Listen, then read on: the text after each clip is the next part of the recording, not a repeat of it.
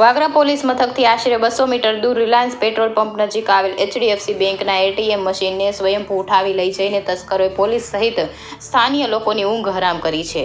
એટલું જ નહીં, મશીનની ઉઠાંતરી કરી તેમાં રહેલ રોકડ ચાવ કરીને મશીનને પિસાદ ગામની સીમમાં આવેલ ખેતરમાં ફેંકી દીધું હતું.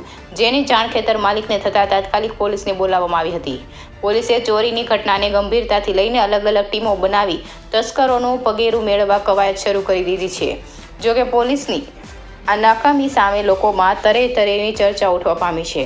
લોકો સુરક્ષા અને સેવાના પ્રતીક પોલીસ જવાનો પોતાના માલ મિલકતની હિફાજત કરે અને આવી ઘટનાઓ પર રોક લાગે તેમજ ચોરીની દહેશતથી છુટકારો મળે તેની વાટ જોઈ રહ્યા છે.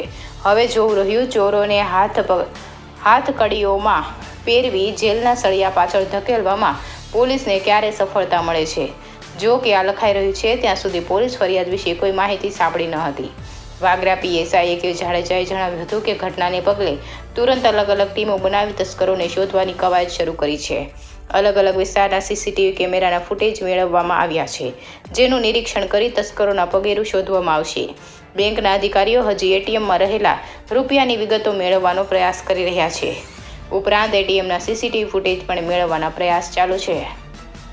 India 24 ન્યૂઝ સાથે ચિરાગ ઉપાધ્યાય, ભરૂચ.